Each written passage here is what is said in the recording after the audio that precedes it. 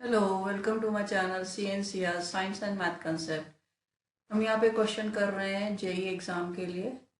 Topic है class 12 का। Topic है atom and molecule. The electron in hydrogen atom, question कहता है electron in hydrogen atom first jumps from third excited state to second excited state and subsequently to first excited state. The ratio of respective wavelength lambda 1 upon lambda 2 of the photon emitted in this process is. Option given to us are 20/7, 27/5, 7/5, 9/7. तो सबसे पहले हम यहाँ पे question समझते हैं कि ये हमारा न्यूक्लियस है। इसके बाद पहले आता है ग्राउंड स्टेट, फिर आता है फर्स्ट एक्साइटेड स्टेट, फिर second excited state, third excited state and then fourth excited state. But हमें यहाँ फोर्थ एक्साइटेड स्टेट की ज़रूरत नहीं है, तो इसका मतलब 1, 2, 3, 4। तो third excited state means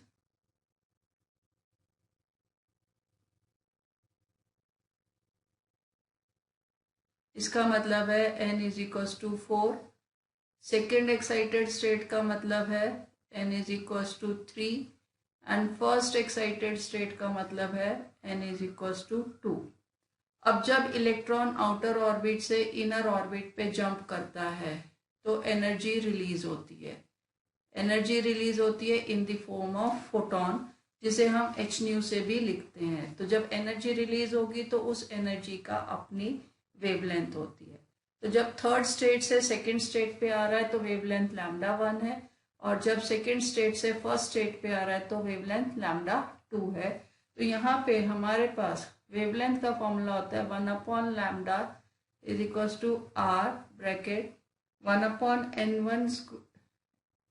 n final square minus n initial square. तो लैम्डा 1 के लिए 1 upon lambda 1 is equals to r, final है 3 और इनिशियल है 4 स्क्वायर। तो इसको हम लिख सकते हैं r 4 square minus 3 square upon 3 का स्क्वायर 9 इंटू 4 का स्क्वायर 16। तो 1 अपॉन लैम्डा 1 की वैल्यू हो गई r 4 का square 16 minus 9 upon 9 into 16। 16 minus 9 is 7, therefore lambda 1 की वैल्यू हो गई 9 इंटू 16 अपॉन 7 r।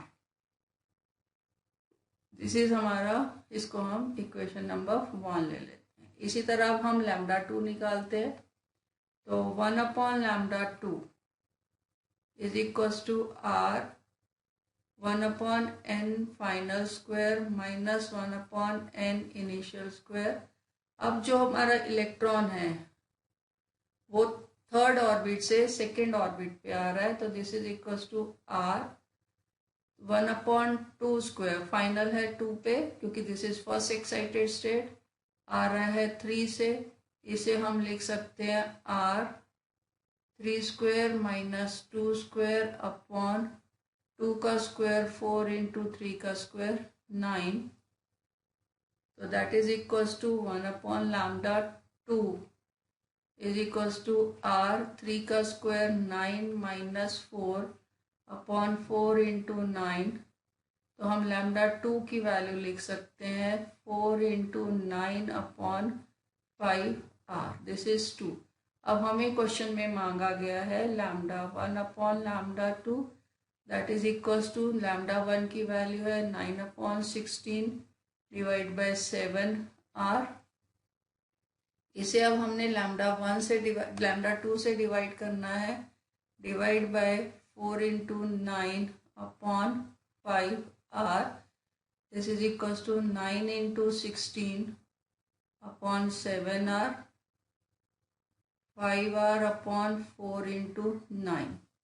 अब हमारे पास यहाँ पे 9 कट गया है, 4 1 ज़ा 4 ज़ा, और ये r कट गया है, 4 5 ज़ा 20/7। तो लैम्डा 1 अपॉन लैम्डा 2 की वैल्यू हमारे पास आ गई है 20/7।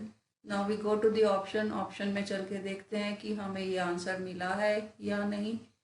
20/7 ऑप्शन ए में दिया हुआ है, hence option A is the correct answer.